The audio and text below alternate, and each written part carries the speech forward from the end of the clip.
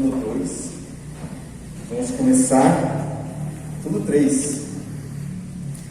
Nós também vamos pregar em todo o capítulo 3.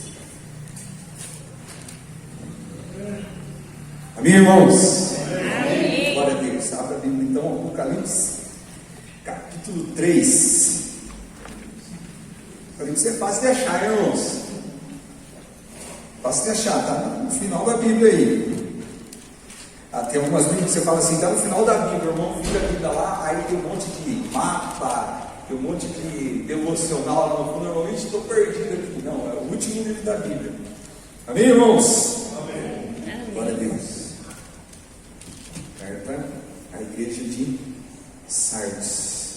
Todos os irmãos de casa aí também abram a Bíblia. Apocalipse, capítulo 3, verso 1 diz assim: ao anjo da igreja em Sardes escreva: estas são as palavras daquele que tem os 7 Espíritos de Deus e as 7 estrelas. Conheço as suas obras. Você tem fama de estar vivo, mas está morto. Não, só aqui já dá um frio na barriga, fala a verdade. Você tem fama de estar vivo, mas está morto. Esteja atento. Outra versão bíblica diz: seja vigilante, fortaleça o que resta e que está para morrer, pois não achei suas obras perfeitas. Algumas dizem: não achei suas obras íntegras aos meus olhos, aos olhos de Deus. Verso 3: lembre-se, portanto, do que você recebeu e ouviu, obedeça e arrependa-se. Mas se você não estiver atento, olha a ideia de atenção de novo, mas se você não estiver atento, virei como um ladrão, e você não saberá que hora virei contra você. No entanto, você tem aí em Sardes uns poucos que não se contaminaram, não contaminaram as suas vestes. Eles andarão comigo vestidos de branco, pois são dignos. O vencedor será igualmente vestido de branco. Jamais apagarei o seu nome do livro da vida, mas o reconhecerei diante do meu Pai e dos seus anjos. Aquele que tem ouvidos, ouça o que o Espírito diz nas igrejas. Pai querido, muito obrigado, Senhor, por esse tempo. Que tempo precioso que o Senhor nos dá, ó Pai. Tempo precioso, um tempo de desafio, ó Pai. E nós nos alegramos por esse tempo, Pai. Espírito Santo de Deus, caminha no nosso meio, faz o teu querer. Espírito Santo, tira toda a vontade do Daniel aqui falando, Pai, toda a vontade humana que caia por terra em nome de Jesus, Senhor Deus. Nós nos submetemos à tua palavra é verdade, nós submetemos a ela. Espírito Santo, não deixa esse momento ser apenas uma explicação do que está acontecendo nesse contexto. Não, Deus, faça com que esse tempo seja um tempo de aplicação aos corações, um desejo de te conhecer, um desejo de estar perto de ti, ó Pai. Nós oramos a ti, Senhor Deus, clamamos a ti, ó Deus, em nome de Jesus, fala conosco, em nome de Jesus, em nome de Jesus. Amém, meus irmãos? Amém. Glória a Deus. Hoje então vamos dar continuidade aí à nossa série de mensagem no Apocalipse. Nós estamos falando nas cartas aqui ao Apocalipse. Fala a verdade, irmãos, é um tempo precioso. Eu não sei se vocês se lembram, mas um dos objetivos de nós estudarmos assim, falarmos a respeito das cartas, veio com uma ideia de que no mês de outubro é comemorado o mês da Reforma. Vocês se lembram que eu comentei isso? Não sei se vocês se lembram. No mês passado nós falamos sobre o Setembro Amarelo, por exemplo. Setembro Amarelo, nós falamos muito de uma forma temática. Lembra da ideia sem combustível? As nossas emoções sem um combustível. Então foi uma pregação mais temática. Em outubro, como nós estamos na Reforma Protestante, e exatamente hoje é o dia que é comemorado a Reforma Protestante, uma das ideias que nós tivemos para as pregações é essa ideia assim: a Reforma Protestante nos remete a isso, a voltarmos para a palavra de Deus, nos concentrarmos na palavra de Deus. Só a palavra de Deus é verdade, a palavra de Deus é uma instrução para nós. Então nós marcamos esse tempo para olharmos para a palavra, sabe, versículo por versículo ali, estudando a palavra de Deus, crendo, irmão, que é a palavra de Deus, amém, irmãos? Poderia estar falando em Gênesis, palavra de Deus. Poderia estar falando no meio da Bíblia, palavra de Deus. Aqui em Apocalipse, palavra de Deus, amém, irmãos? E aí nós com os irmãos, os líderes, nós fizemos esse diálogo assim, os irmãos da ENIC, olha, vamos falar então nas 7 cartas. Foi muito precioso. A mensagem dessa série tem a ver com a liderança da igreja. A liderança da igreja falou assim, vamos estudar as cartas. Então hoje nós vamos dar continuidade às cartas. A primeira pergunta que eu queria fazer para você nesse tempo, irmãos: você já ouviu aquela frase assim tão conhecida, mas alguém já te fez aquela pergunta assim: eu não conhecia você? Ou aquela afirmação, melhor dizendo, né? Eu não conhecia você. Depois desse dia, eu não conhecia você. Você me mostrou uma pessoa que eu nunca vi. Alguém já lhe disse isso? Você me mostrou uma pessoa hoje que eu nunca vi. Deixa eu beber aqui. Você me mostrou. Eu derrubei um monte, viu, irmão? Você me mostrou uma pessoa que eu não conhecia. A pessoa chegar no Daniel, eu não conhecia esse Daniel aí. Eu não conhecia esse Daniel que se apresentou agora. Fala a verdade, irmão, se isso não é ruim de ouvir. Fala a verdade, se não é ruim. Eu não conhecia essa pessoa. Uma vez, a Ju me contou uma história. Não sei se a Ju está escutando. Deus abençoe, meu amor, que saudade de você. Garanti, né? Já tem que falar para buscar ela amanhã. Que saudade, meu irmão, meu amor, de você. Uma vez a Ju chegou para mim antes de casar. Ela falou assim: eu não conhecia esse Daniel. Aconteceu uma situação, ela falou assim: eu vou casar com esse Daniel ou com outro? Fala a verdade, se isso não dói, irmãos. Não dói essa, fala assim: eu não conhecia essa pessoa que você está falando.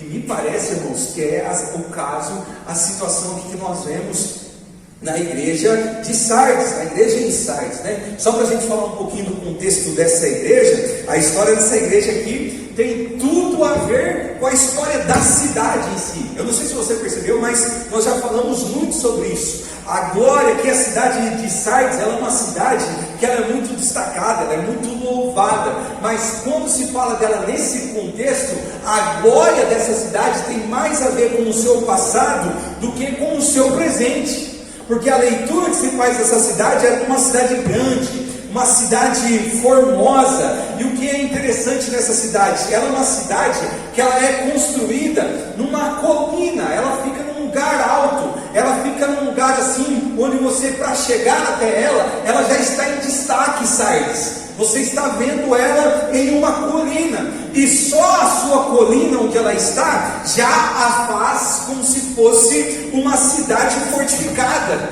com uma colina, uma muralha à sua volta, o que a fazia uma cidade quase imbatível. Porque para termos acesso a essa cidade aqui, é quase que uma escalada. Nós temos que fazer uma escalada para conquistar. Então, o que nós percebemos na cidade de Sardes? Que eles se vangloriavam dessa ideia. Nós estamos bem posicionados, nós somos quase que inatingíveis, os inimigos têm dificuldades em chegar até nós. De fato, irmãos, eles enfrentaram aqui muitas conquistas, tiveram muitas vitórias, e isso fazia da cidade ela orgulhosa. Ela nunca teve um embate imediato, ela sempre viu o inimigo lá embaixo, tentando chegar nela, tentando conquistá-la. Isso fez dos cidadãos da cidade de Sardes, fez deles orgulhosos, fez deles arrogantes, fez deles terem autoconfiança. Mas, irmãos, uma coisa a destacar nessa cidade é que ela caiu, por exemplo, no contexto do rei Ciro, do imperador Ciro da Pérsia. Nós falamos muito isso no contexto da Ainique. A história diz que Ciro, o persa, quando ele vai chegar até a região de Sardes, ele a rodeia por 14 dias. E a história diz que enquanto eles dormiam, enquanto a cidade dormia, enquanto, por exemplo, assim, os soldados da cidade dormiam, afinal de contas nós estamos em uma colina, afinal de contas nós estamos em protegido pela colina que nos cercam. O que ocorre, irmãos? Eles estão sossegados. Os soldados da cidade de Sardes, eles estão acomodados, dormindo. E a história vai nos dizer que o Império Persa então consegue entrar na cidade, ela dormindo, os soldados dormindo, e o Império Persa chega lá e conquista a cidade de Sardes. O que é isso, irmãos? Uma cidade orgulhosa de si. Uma cidade orgulhosa pela sua colina, uma cidade orgulhosa porque era difícil serem atacados. Obrigado, eu estou balançando ele para agora. Os membros dessa cidade, irmãos, os membros dessas cidades, eles entenderam isso. Eles entenderam essa ideia de que estamos protegidos, estamos guardados. Eu acho interessante que eles sofreram esse ataque sírio. Eles receberam um ataque semelhante pelo Império Grego. Eles receberam também um ataque pelo Império Grego. E é interessante que a fala de Jesus para essa igreja é: sede vigilantes. Parece que Jesus está indo no cerne da história dessa cidade. Vocês já foram pegos pelo menos 2 vezes aí, enquanto dormiam, enquanto não prestavam atenção, se gabavam porque estão numa alta colina, mas mesmo assim o inimigo entrou. Jesus está falando para eles: olha, sede vigilante, sabe por quê? Senão eu virei como um ladrão, de noite eu vou conquistar vocês. Uma outra curiosidade dessa cidade, ela foi reconstruída aí pelo Alexandre Magno, e ela foi dedicada a uma deusa chamada deusa Cibele. Ela também é dedicada aí como uma grega Artemis. Essa divindade, irmão, ela tinha essa característica assim, virou a padroeira da cidade de Sardes, podemos dizer assim. E qual que era um dos benefícios que essa Cibele, essa deusa fazia? Ela tinha essa característica de restaurar vidas, trazer a ressurreição, trazer vida aos mortos. A cidade de Sardes experimentou isso, e eles colocaram uma deusa, uma padroeira que trazesse esse entendimento. Da mesma maneira que nós fomos mortos em algumas perseguições, a nossa deusa Cibele trouxe de novo para nós a vida. E nós vamos ver Jesus chegando para essa cidade falando assim: vocês estão mortos. Vocês servem aí nessa cidade uma deusa que diz que traz vida, mas vocês estão mortos. Uma outra curiosidade a destacar a respeito dessa cidade, que ela é uma cidade conhecida pela sua riqueza, e nessa riqueza, uma das grandes fontes de riqueza que ela tinha, é que ela era um grande centro comercial de lã, era uma capital do vestuário. Deixa meus irmãos de Cianorte ouvir isso. Cianorte é a capital do vestuário.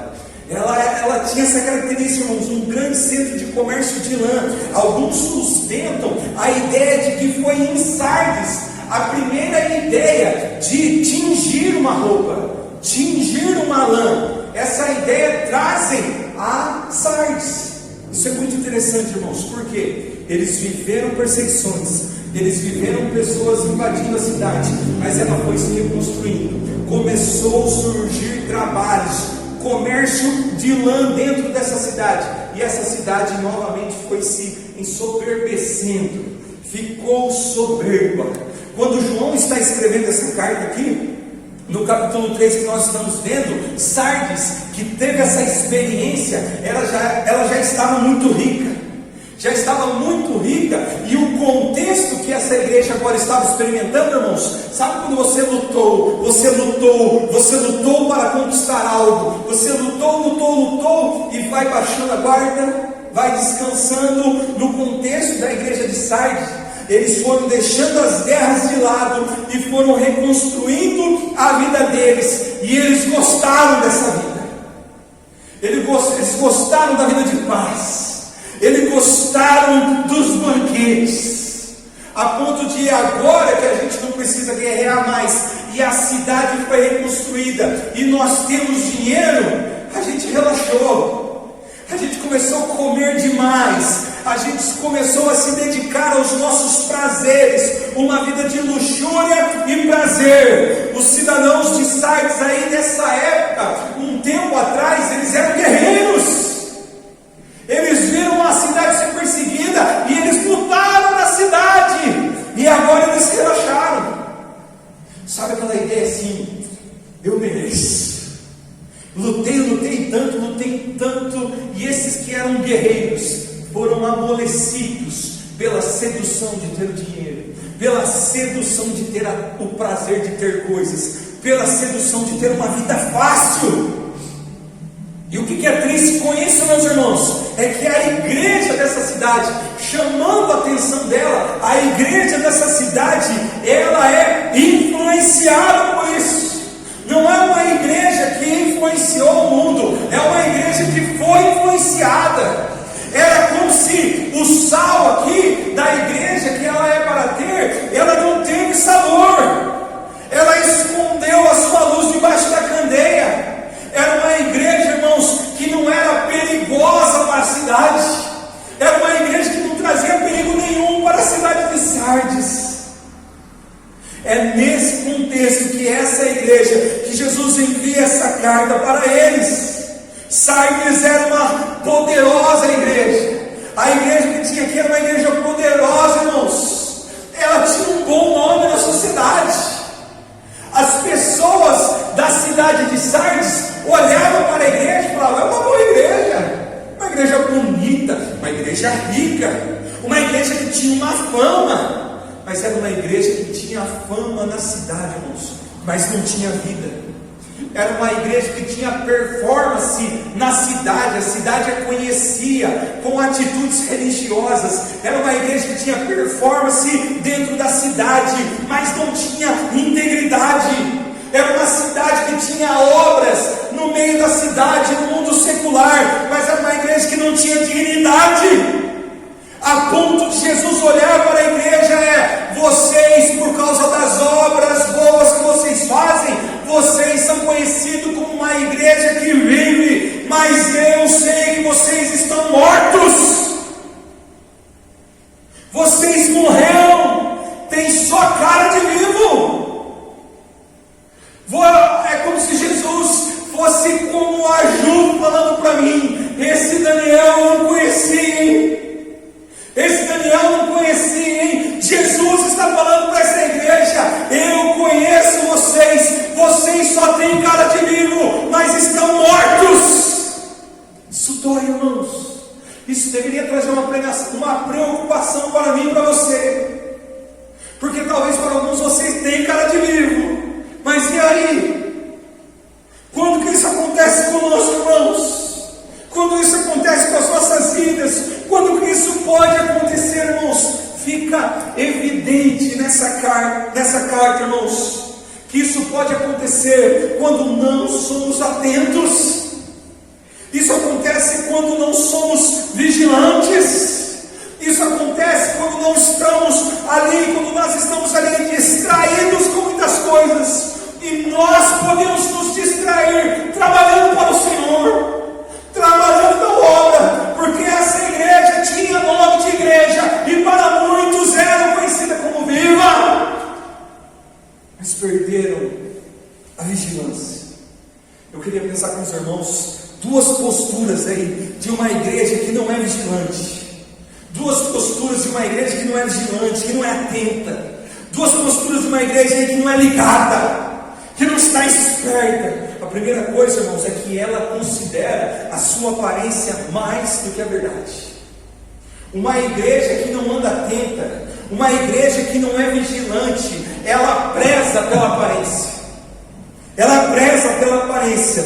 O verso 1 do capítulo 3 diz lá: conheço as tuas obras, que tens nome de que vives, mas você está morto. Meu irmão, não sei quanto a vocês, eu não sei quanto a vocês, mas eu acho isso muito forte. Eu não te conhecia.